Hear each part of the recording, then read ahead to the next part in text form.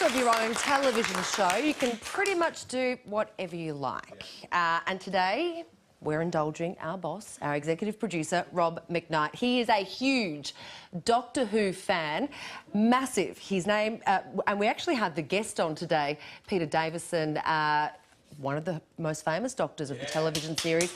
He's about to join us live in the studio, so we thought we'd get Rob in, indulge him just a little bit to meet his all-time favourite, like we had any choice anyway. Let's welcome our executive producer, Rob McKnight.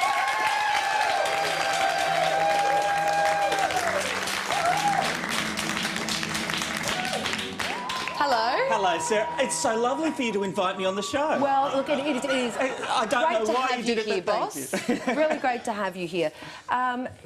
You are obsessed with Doctor Who. I love it. It's quite frightening. Well, I was just thinking about it. You are frightened. Yeah. I was just thinking about it. I was 8 when our next guest, Peter Davison, started in 1981 as the Doctor. And so I was already a fan of the show by then, and then he really captured my imagination and took off.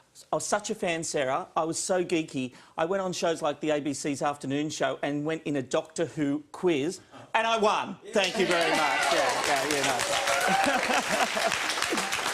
Well, this is the moment. Are you excited? I'm very excited. No, it's fine. All right, he was the 5th actor to play the title role of Doctor Who from 1981 to 1984, travelling across time and space in his very own TARDIS. Please welcome Peter Davison.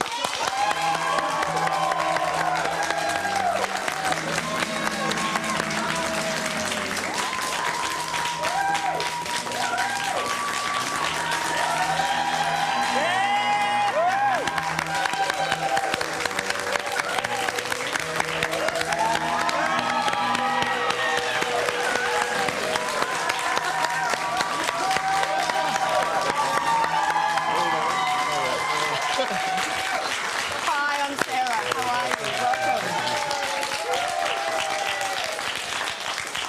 That's the first time the TARDIS has ever arrived where it's meant to be. Extraordinary. What I love, you haven't forgot that you need to close the door or expose the illusion. So, well done, well played, sir. Welcome to the show, Peter. Thank you. Great to have you here. Obviously, the AVO that you took out against Rob McKnight has expired, which means that you can be here this morning. But look, Rob, I'll let you take over the questioning because you are chomping at the bit to get to it. OK, first of all, when you look back at your life in Doctor Who, what do you think of most? It's only that it's the longest part in show business. You know, I took it over in 1981, as you said, and when I left in 1984, I kind of thought that would be it.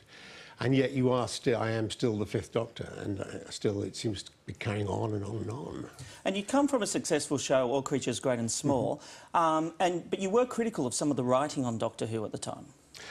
Well, it varied. I think that's the problem. A lot of the time you had writers who, wanted to write a Doctor Who story. Other times you just get writers who maybe one week were doing Softly, Softly, another week were doing Casualty, and they thought, I'll just knock off a Doctor Who script. One script particularly, I remember, I think the writer told me, he just had it in his bottom drawer. He took it, a murder mystery out, and he just, I'll change the names for Doctor Who in here. Which episode was that? I'll let the fans tell you. It's called Black Orchid. I thought it might be. A lot of the fans like Black Orchid, yeah. But nevertheless, it was just something. I just don't think people took it. The writers took it seriously enough, or that maybe, I don't know, the producer wasn't looking hard enough. Are you envious of the people on the show now because everyone takes it so seriously? I am very envious of the fact that it's now run by people who grew up watching Doctor Who fans, and by and large the stories are written by people who have a passion for the genre, and I think that's one thing you can't deny. I mean, sometimes it gets a little too complicated. I mean, I now find myself, for years I was brilliant at knowing what was going on in Doctor Who, you see, and now I find myself sitting in front of the programme watching it with my 2 sons, and I find myself going, what's going on? What's happening? I don't understand it. It's tragic. I don't know if that's just my brain cells dying off, or because it's written by Doctor Who fans, they enjoy it so much, they make it so intricate. It is. You have to really watch it 2 or 3 times to know what's going on, I think. Now, I know a former doctor, Patrick Troughton, gave you the advice to leave after 3 years. Do you regret doing so?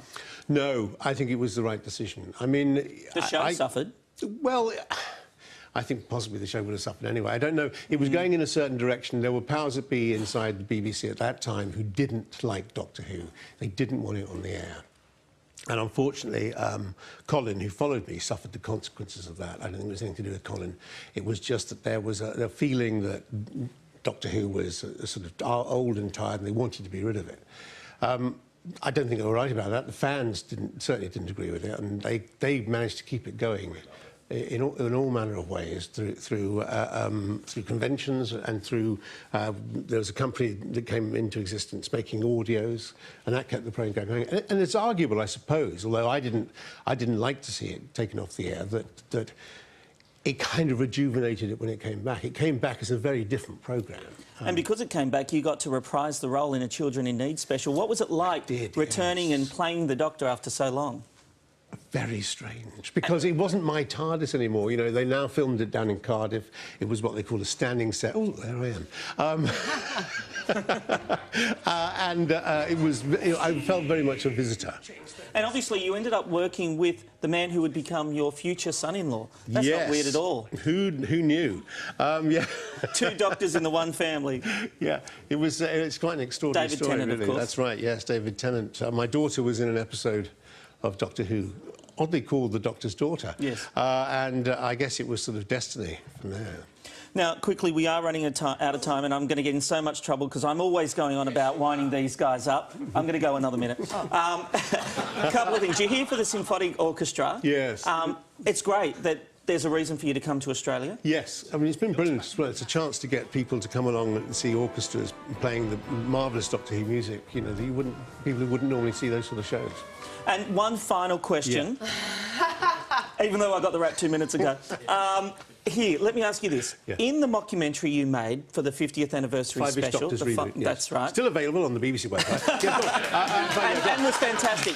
But in the final scene, there is a indication that you three, Sylvester McCoy and Colin Baker, actually were under some sheets in the filming of a scene in the Doctor Who. Yes. Were you really in there? Of course we were. Do you appear on camera? Of course we do. Hey, that's what I wanted to know. Fantastic. All right. Thanks, Davison. So good to have you here. You've put our boss in such a good mood. We're all asking for pay rises for everyone. Hang on. I'm getting word from the CEO. I can't do that. I don't have the authority. Thank you very much for joining us. We do appreciate it. Apologies for this fanboy behaviour, but he does adore you. A big fan on the sofa. It's very fun.